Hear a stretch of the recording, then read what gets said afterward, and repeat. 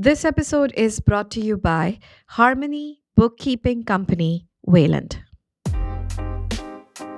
Today, we are talking about an issue that seems everywhere. It seems like a hassle for everyone. I'm talking about managing our digital footprint. I'm talking about thousands of pictures, videos we take, the forwards we receive via social media, and instant messaging. This is actually more than just a hassle. The amount of data created annually was 40 zettabytes in 2020. It is estimated to reach 180 zettabytes by 2025. Same with AI running on top of our data. OpenAI's GPT-4 used an estimated $78 million worth of compute to train, while Google's Gemini Ultra costs $191 million for compute. Using AI chatbots every single time also has a cost. So, digital decluttering is not just about organizing our digital assets, but also about being responsible and environmentally conscious about our behavior. Kiera is. Wait, let me make you listen to this audio clip first. And I was looking back to try to describe who I am. And I have had distinct moments in life where I remember just trying to write my bio. Like, hi, I'm Kiera. Who am I? And I have recordings of me back in the day pushing my baby through the south end in the city, like saying, I'm Kiera. Who am I? And trying to understand how all of the series of events brings me to where I am. There's been so many different cycles. I've been the lawyer. I've been a photographer. I've been a stay-at-home mom. I've had a baby in a pandemic. Like, where does all this come together? Kiera Liu, a sentimental memory maker, pro photographer, and a visual storyteller. She's someone who simplifies your life with this digital overwhelm. She's a Wayland mama of two on a mission to make memories magical, photo and video collections manageable, and stories memorable for generations to come. She also hosts a podcast, and you would find such amazing nuggets and workshops that she teaches to inspire family to simplify this memory keeping process. Often sleep deprived and found giggling her way through life, Kiera helps her client ditch the perfection, embrace the chaos, find the magic in the mundane, and focus on those moments that matter most. We have an awesome, lively, lovely woman in this studio today. Kiera, I love having you here. I am too. It's so hard not to just start giggling looking at you. I'm very excited. Kiera, so let me begin with your introduction. Of course, I've told the audience about you now, but criminal defense attorney? Oh my God. I cannot put that face on you. I know, me either. Like, what happened there? Well, the market in 2008 crashed when I graduated law school, which was a really freaky time in life. I always wanted to be some sort of litigator. I thought I was going to go become a prosecutor and then didn't get that job. So I ended up in criminal defense, which is the other side of prosecution. Oh, wow. The transition from being a criminal defense attorney to memory keeper and photographer, I want to talk about the transition from being that to this. Yeah. So I can thank my mom for this. My mom didn't graduate college. She didn't go to college. She barely got through high school and had me at 20 years old. And I basically grew up with her, and she didn't know how to advise me when I got to the point of me going to pick a college and what I wanted to do in my future. And her advice to me was to always follow what was in my heart and what lit me up. And at the time, you're 18 years old and everyone else is going out to college. And I'm like, what lights me up? I love sunsets and I love beautiful pictures and making people happy. But I also want to help the world in some deeper way. And when I was 6 years old, I was adopted and I had my first experience in the courts. Then when I was with a judge, and it was the judge bringing us together as a family. And it was really monumental to my life, where I wanted to then bring other families together. So at 18 years old, I thought, hey, like maybe I could be a lawyer, bring families together, but also be a photographer and take beautiful sunset pictures. Absolutely. Kiara, you have an entrepreneurial spirit. And I say that because you came up with this brilliant idea of Frame of Life project. And you were solving a problem. And I remember many, women and moms on the Facebook group were writing about it, overwhelmed with thousands of pictures. But here you were bringing this idea of Frame of Life project, and there was a problem, and people were talking about it. When did you see it as a problem? Because, yes, you were connecting your journey of capturing moments and bringing happiness into life as a photographer. How did you join that, added it to the problem that people were facing with tons of pictures around? Yeah, so there's nowadays in this world, I feel like everyone's jumping on the bandwagon to help you ditch the overwhelm with your camera roll and like curate your collections, make it easy. But what I was finding is with these systems, they're not really getting to the heart of the issue. The issue is we have too many pictures. And I started to realize really quickly that you have to be on top of either going through and culling through all your pictures on a daily basis, or you have to get more you have to get more intentional with what photos you're actually capturing. So every night I've gotten in the habit of going through and hearting the ones I love and then zooming out and deleting all the rest. And I don't get caught in the trap of looking back and forth between each individual picture too long. And that way, when I go back and look at my camera roll, all I see is my favorites. Oh wow, Kiara, I have been listening to your podcast, and it's it's a delight to listen to. First of all, second, I really wanted to ask you about this episode where you talk about vacation pictures. So when you take thousands of pictures on a vacation, how do you decide which ones to keep and which ones to let go? Yamini, when was the last time you made an album, like a physical printed album of your photos? Oh my goodness, my wedding album, I think. Well, I'm proud of you. Not a lot of people have that even done. So that wasn't to put you fully in the hot seat, but it's to give me an idea of like. And you where did coming it. at. I remember you have redesigned your wedding album or something. I designed it. Yeah, it took me 5 years. I never paid for one in the beginning, and it took me 5 years to even get one. And I'm a pro photographer, so it happens. Like we all live with the best intentions to print our photos, but we don't get around to it. So what I'm trying to teach people is to really be intentional when you're taking the pictures and when you're on vacation, thinking about what you would want to print instead of taking 9,000 pictures throughout the whole day and being focused on your camera and on your phone. Live in the moment and just know that you need to get a couple scene setting photos of the day. Like, where are you staying? Like, say we were going on vacation to the Cape. Like, what house are you staying in? What beaches do you go to? What restaurant did you love? Was there a favorite activity that you did? And just when you're in those moments, take 1 or 2 pictures. And when you feel like you got it, get out. Don't keep trying and give yourself permission to lean in and live in the moments instead of being so focused on getting 75,000 pictures. Because you don't need them. And it'll make it easier later. It took me a long time to realize that. How do you approach capturing moments in a way that truly encapsulates their essence? Oh, that's a good question, Yamini. So if we're looking at capturing moments with my kids, for example, I'm always carrying my phone. It's always around. As much as I'd like to say I like have it tucked away and I'm always zoned in on the moments. But my camera is a very powerful tool and it's in my phone and it's always with me. So I use that to my advantage. I like to shoot video more often than taking photos. And oftentimes I'll even steal screenshots out of video. So that can sometimes, with moving kids, really capture the essence of the moment a lot more. And I feel like it's breathing life into the moments that are happening. So I'll just take a 5-second clip showing the light coming through the trees on my kids' faces as they're playing with their cars or riding their bike on the driveway. And it brings that moment so much more to life than just a photo. And that's not to diminish photos because I really love them still so much. So it's like I try to take a little bit of both. So I just focus on what's around me and my senses. Like I feel it in all of the senses. Like what can I see? What can I hear? What can I smell? What can I feel? What can I touch? And I try to take that as a moment of grounding to bring me into that present moment and notice like the magic that's happening. Because when you put all those 5 senses together, you can see some really cool things. Absolutely. Kiara, are there any tools and software that you use to organize?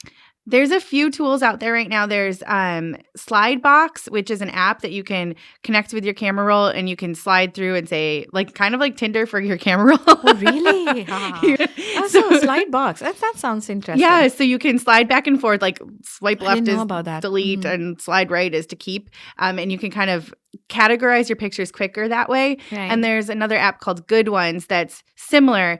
I've tried it. I haven't quite figured out how it's working yet. And I'm like, I don't know. I just find it easier to use my camera roll, use the hearts, and delete the rest. And then what I call that is my daily delights. So at the end, Mm. all I'm seeing are images that I've hearted that I find to be my favorites of the time. And now my camera roll becomes this living reel of the highlights of my life and the moments that I want to remember already without having to do much more. Coming back to your frame of life project, I want to understand the overwhelm that the data storage, like you're paying for data storage these days. There was a time when they had just started and they would give you the 500 MBs and 1 gigabyte of free storage. And then there came phones which will have like inbuilt storage.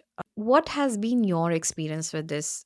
And what is the most efficient way of backing up the pictures and the moments? Yeah, so I'm basically still in a little bit of triage mode right now. Mhm. So in life, I'm finding that there is no perfect solution with the way the clouds are working.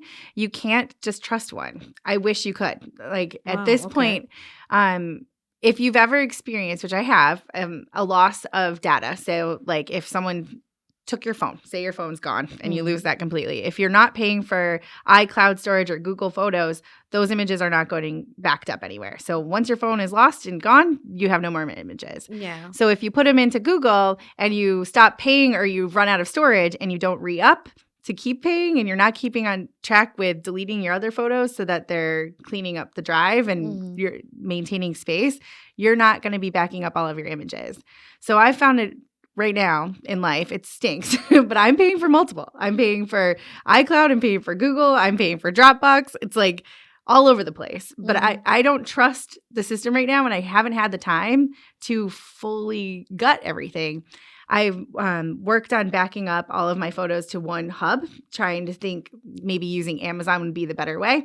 They offer free photo storage right now. Oh, I didn't know that. So you can, unlimited photos can Like go for in there. Prime members or it's For just Prime members, yep. okay. So you can load unlimited photos to Amazon. Videos, it's capped at 15 gigabytes, but you can update that. And I have. But I thought maybe I'll get them all off of Dropbox, all off of Google, all off of iCloud, and put them into Amazon. And then I can eliminate paying the cost on all of those places. But unfortunately, what I learned is that when you export from Google, they come in a million different folders in a zip file. They're not by date. They're not like they'll be from different years, different months, all lumped into one. And then they have all these extra files that have the metadata attached to it that are not necessarily right next to it. So sorting and organizing your backup that you thought you had because you had the cloud becomes a complete mess. And I'm just realizing really fast that like you need to have it in multiple sources so that you can get it in the emergency until you have the time to really hone in on what you're saving. I agree because I totally rely on Google Photos to store everything.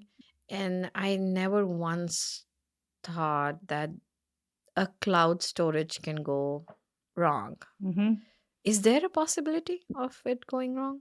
They're all backed up, they say, like a million times. Yeah. But the cloud is actually a real place. And what I'm like starting to research into, I have an article saved on my computer right now to read that I haven't gotten to yet, but it's about the environmental impact that digital data is having on the world because clouds are real. Like they are server warehouses out in Utah and western parts of the country. There are other, I'm sure they're located at other places. That's fascinating. But they're like solar fields, but not. They're just big warehouses generating heat with all this data that's storing all of these images. And we're creating a problem for the future. Yeah. And these are just us keeping the 50,000 selfies you took of yourself that you didn't even like because your eyes were blinking or your husband took them from too low, or the screenshots you're taking that you never go back to. Yeah. So my mission now is to really teach people to start capturing and focusing on keeping and backing up the ones that matter to you, not the other stuff. I didn't know. That's fascinating Yeah. that, there is a storage, like a physical storage for the cloud. More on memory keeping after we talk about the bookkeeping business that helped us get this episode out.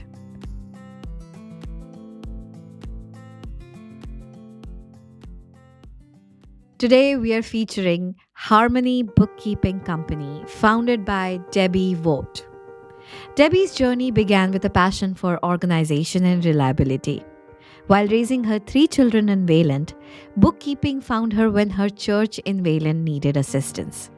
With her degrees in business and information science, Debbie transformed a small favor into a flourishing business. Harmony now serves over 150 local businesses and nonprofits, employing 8 accounting professionals. Harmony focuses on building partnerships with New England business owners, providing expert bookkeeping and accounting services that help clients make informed decisions. Each client is supported by a dedicated accounting team. Also, wanted to highlight a very important thing they do, offering a unique senior bill pay service. This personalized service assists senior citizens and adults of all ages in managing their weekly or monthly bill payments. This service is conducted in the comfort of the client's home. The name Harmony signifies the perfect blend of finances and relaxation, creating harmony between a company, its owner, and their accounting partner. For New England business owners seeking a reliable bookkeeping partner or personalized bill pay service, visit Harmony Bookkeeping Company at www.harmony books.com. But you were talking about that you're not sure about the backing up processes and apps. How do you ensure the longevity of these digital files? So the trick to that is that you have to back up every year. It never ends. It's like laundry. Mm. So I'm starting to realize even laundry, like I feel like it's a great analogy because I'm always trying to get on top of the laundry, like get caught up. But the second you're done folding, there's more laundry. And it's the same with your pictures. You're always going to be taking pictures What and an videos. analogy. So it's something that you have to be aware of, that this is an ongoing thing and it's something that you need to invest the time and the energy into. And depending on your time of life, you might have to pay a little bit more for cloud storage right now so that everything's there for the time that you can actually go back and fix it. And I truly recommend that everyone backs up their photos from the cloud onto an external hard drive so that they physically have the copy of the photos that means something I to them. see. So hard drive is important. The external hard drive. Yeah. Like not just the one on your computer, one you can unplug. They are good for about 5 years. So every 5 years, you need to be recycling those. And people don't realize that. It's not that you have to get rid of it, but they're known to fail a lot more quickly after 5 years. So I like to make sure to download from Google. I will go and get my favorites since I'm doing it in Apple. If I make the hearts, it's going into Google Photos as my favorites. I'll export those and make sure that those are on my hard drive as at least I have my favorites. I know. So I'm not getting all the screenshots and stuff. You can go quickly and delete those inside Google. And inside Apple Photos, you can scroll down to your albums and you can sort by blurry photos, by screenshots, by duplicates they're doing now. So there's ways to really start chunking out a lot of the waste really quickly and then focusing on using your keywords, leaning into that AI to find the pictures that matter, putting them into your own albums that you can find quickly, and just really focusing on your pictures that way. I want to know about the AI affecting the storage, affecting organizing, because what you are trying to help people with is compiling, organizing, keeping track of your pictures that you take every day. But with Google Photos, I've realized that the AI is everywhere. AI Mhm. is inbuilt in Canva and Google Pictures, and I'm not an iPhone user, but I do have laptops. So, my question to you is, how do you see the future of AI with photography, with organizing stuff? Because I feel like it's actually making things easier. Mhm. They compile it in a album. They ask you about a certain, which is scary, actually, creepy. When they ask you who this person is, can you name Mhm. it? And then they pull out all the pictures depending on what you write. Like Mhm. I had my mom's name written as mom. And then the next thing I know is there's an album that shows the next thing, and then they have before and after thing too. Like on in 2016, I held my baby in my arms, and now in 2023, it shows a seven. I'm holding my 7 year old. Like, how is it reading that way? How is it comparing to pictures as before and after? It's trained to watch faces and the facial structure as you grow and change throughout the years. And we're helping AI by tagging things and letting them know, hey, no, that's not my mom. That's actually me. Great. I look like my mom. It's starting. I love that. But also, like, it's helping you quickly find pictures. So I'm leaning into AI because I think AI is going to help us who Mm, are completely overwhelmed by the sizes of our photo collections true. and not able to get the pictures quickly when we need them. We can use services like Google and our Apple Photos. They have already built in. You can search frog and it might show you pictures of ponds or a frog that you've already taken a picture of really Yeah, the fast, like keywords. random Yes, things. yes. Thank you for Yeah. mentioning it. So it's not just the ones that you put in for the face, but I'm starting to use that as my way to quickly find picture. I mean, it's still thousands, but it helps to sort through them because I think it's really helpful for people to search. Like if you are looking for a picture of you from a certain time, you can search a location of where you were if your location's on tagged on.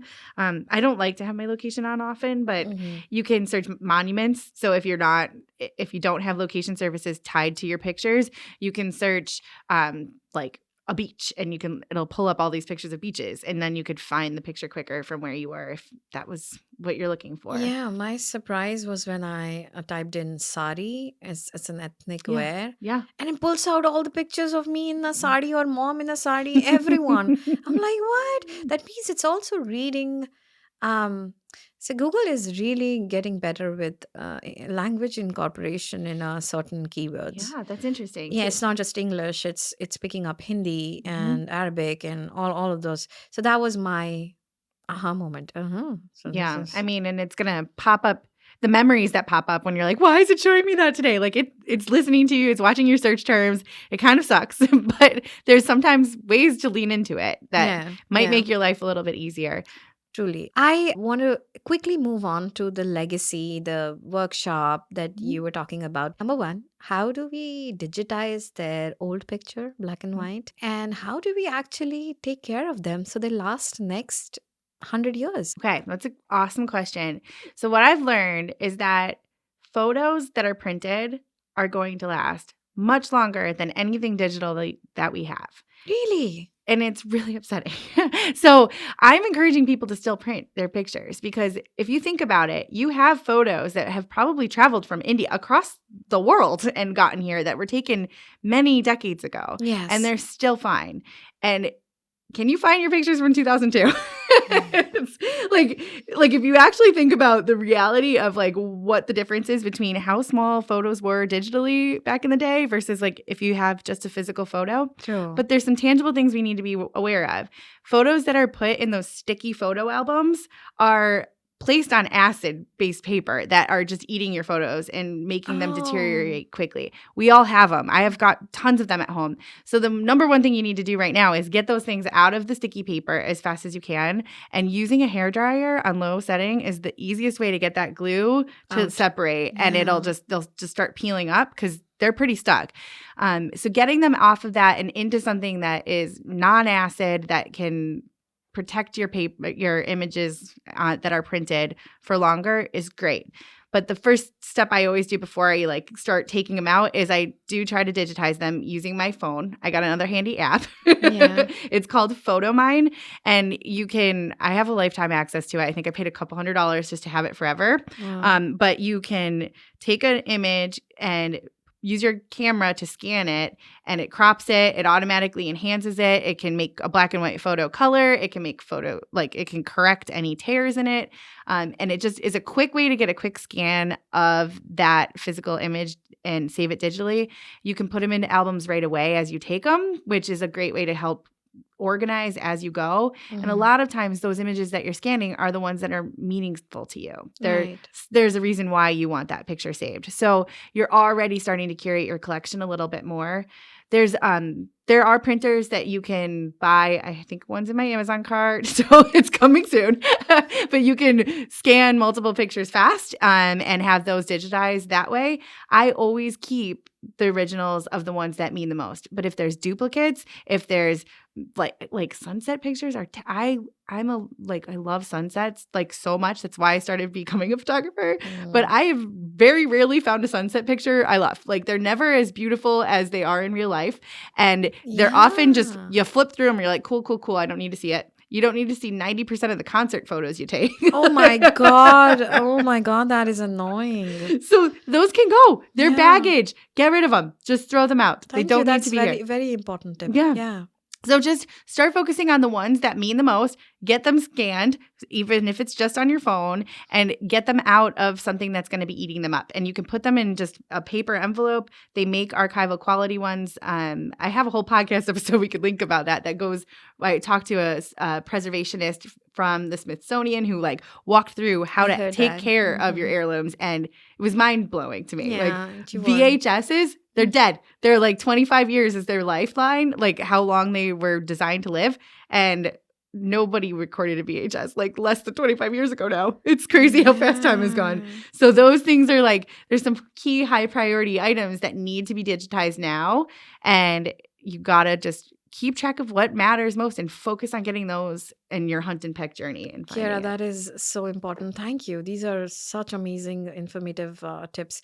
So tell me about your legacy workshop folder that you've created. A little bit. I don't want you to give away everything because I want people to go follow you, go learn from you, and be your client. But how would you describe that? What have you done in that?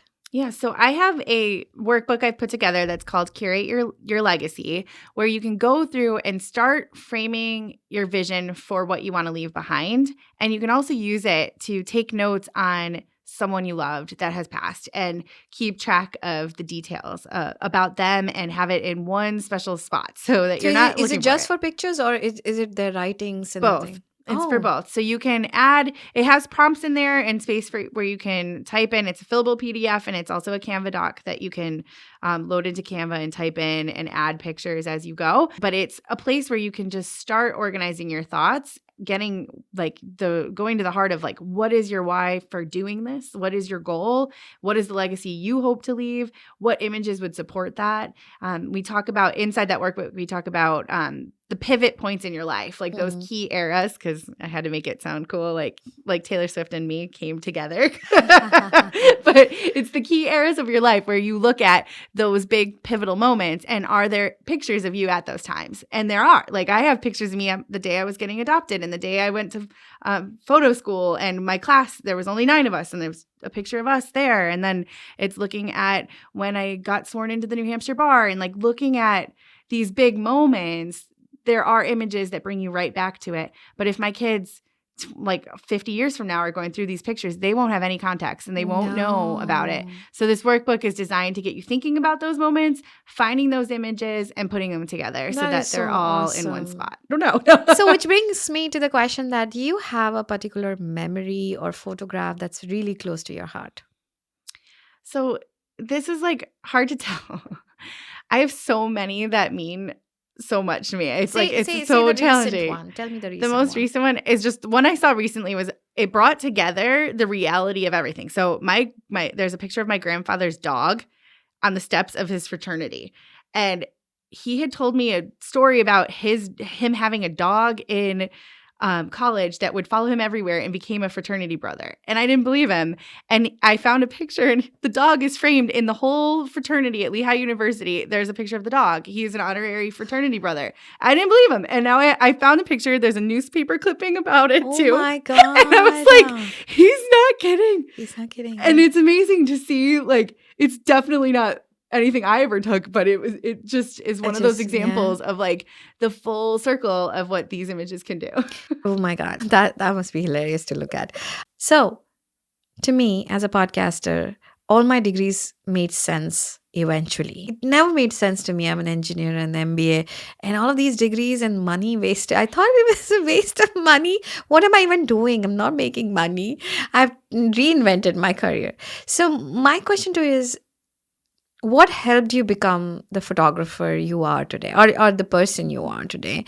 It's amazing. I mean, I had the same thought when I graduated law school and I had $200,000 in debt. And I was like, what am I doing right now?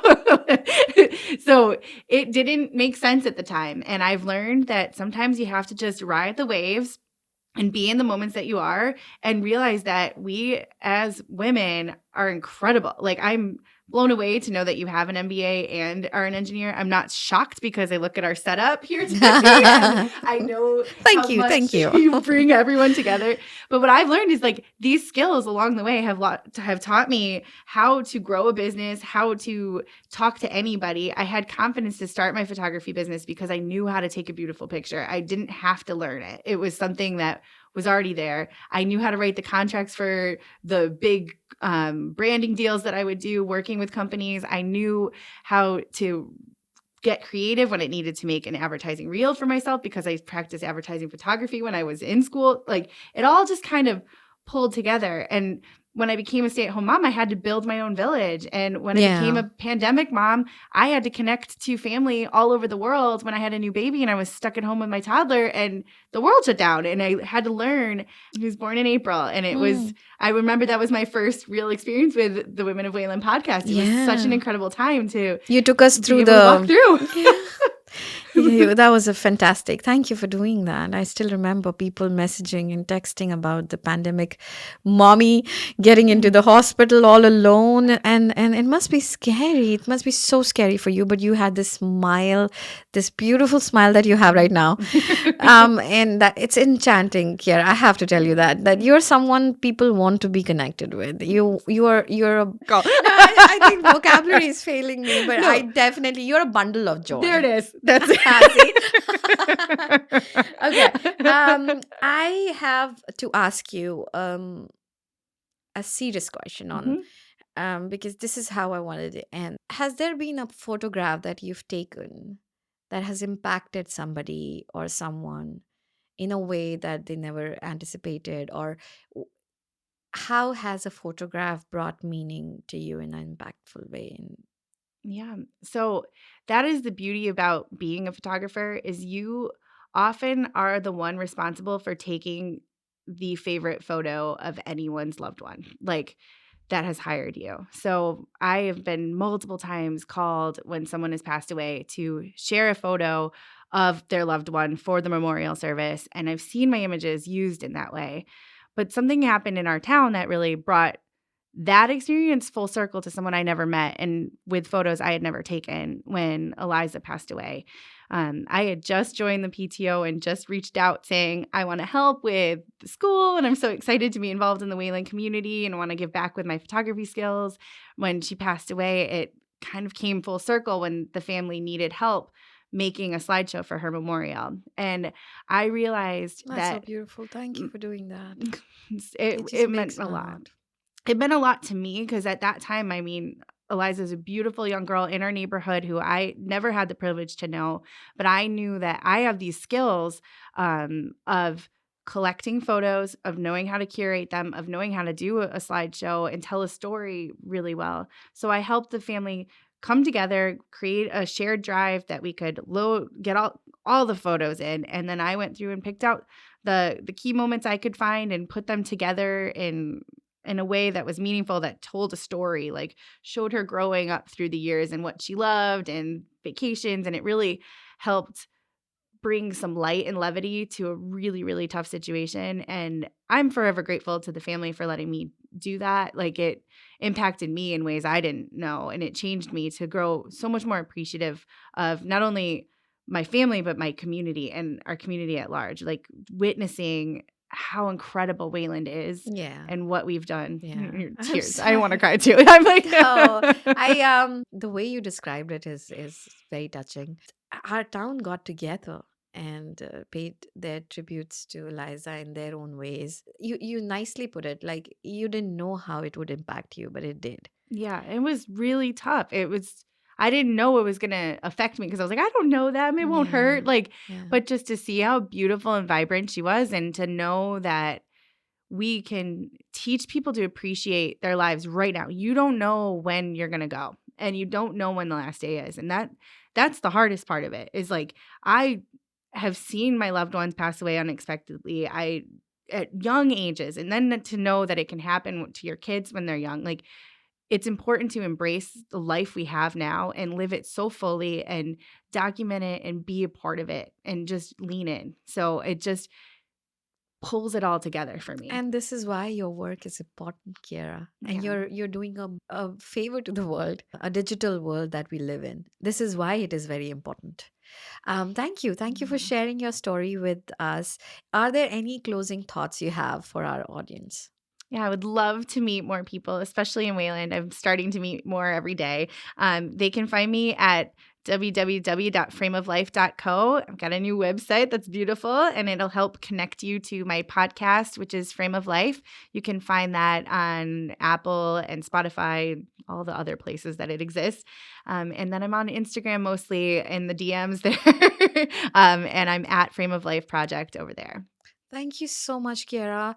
This has been truly a wonderful, wonderful recording and conversation. Thank you. Thank you for coming over. Thank you, sweetheart. This was so much fun. And I'm like so grateful for the work that you do for the women of Wayland and the stories that you bring about our town. It helps connect us in ways that I didn't know was possible. The Women of Wayland podcast has brought so much joy to my life and has introduced me deeper to people I've already even known and learned their stories and learned that we connect in so many ways that when you meet briefly at a PTO meeting or with the WCPA or walking through town at the library, like you can't catch that. And you're capturing these stories with this podcast. And it is incredible for us to be able to learn about each other and realize the humanness of us. And I'm so proud to live in this community knowing that I'm surrounded by people like you and like the women of Wayland. That's so sweet and kind of you. Thank you so much, Kiera.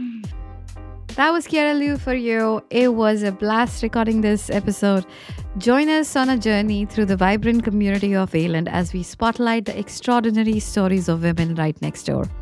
From entrepreneurs to activists, caregivers to creators, each episode of Women of Wayland brings you closer to the remarkable women shaping our town's fabric. Tune in for inspiration, empowerment, and the untold tales of everyday heroines making a difference in our midst. Thank you for listening. This is Yamini, your host, and you were listening to Women of Wayland, the podcast.